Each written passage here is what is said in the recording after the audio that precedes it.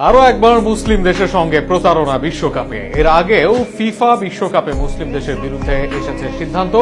এবার সেই সিদ্ধান্ত এলো আর্জেন্টিনার পক্ষে, যাতে ভুক্তভোগী আফ্রিকার মুসলিম দেশ মিশর, যেখানে যে ফাউলে মিশরের হলো গোল বাতিল, সেই ফাউলেই গোল দেওয়া হলো আর্জেন্টিনাকে। মুসলিম দেশ মিশরের সাথে হওয়া অন্যায় নিয়ে থাকছে প্রতিবেদন। প্রথমে ইরান, এরপর সেনেগাল, এবার ফিফার সর্বশেষ শিকার মিশর।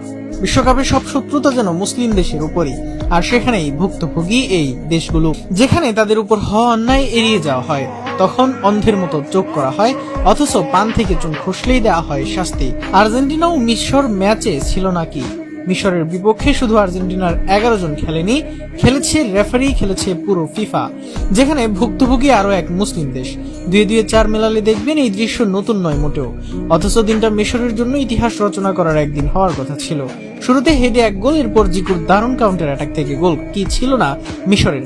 কিন্তু এই মিশরকে আটকাতে রেফারির একের পর এক বাজে সিদ্ধান্ত, তাতে এই ভুক্তভোগী দলটি ম্যাচের 21 মিনিটে পেনাল্টির বাজি মিশরের বিপক্ষে, যেটা নিয়ে আছে বিতর্ক।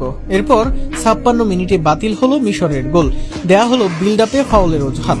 অথচ 91 মিনিটে যখন আর্জেন্টিনা করলো গোল, তখনও দেখা যায় একই ফাউল, কিন্তু সেই সময় ফাউলের বাঁশি বাজায়নি রেফারি, দেয়া হয়নি কোনো কল। উল্টো প্রতিবাদ করতে আসলে একের পর এক টিম মেম্বারদেরকে দেয়া হয় কার্ড।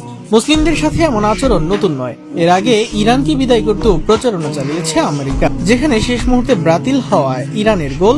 সেনেগালের সাথেও হয়েছে অন্যায়, ম্যাচ শেষের আগে আগে তাদের বিপক্ষে দেওয়া হয় পেনাল্টি।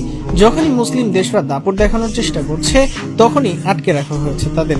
আরো একবার এমন দৃশ্যই দেখলো বিশ্ববাসী। আর্জেন্টিনা মিশর ম্যাচটি ঘিরে তর্ক বিতর্ক, সমালোচনা থাকবেই।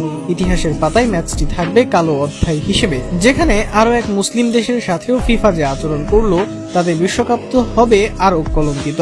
আরো একবার প্রশ্নবিদ্ধ হলো আর্জেন্টিনার জয়। একই সাথে মুসলিম দেশের সাথে এমন আচরণে যে মুসলিম বিশ্বে আসবে নিন্দার ঝড়, তাতেও রইল না সন্দেহ।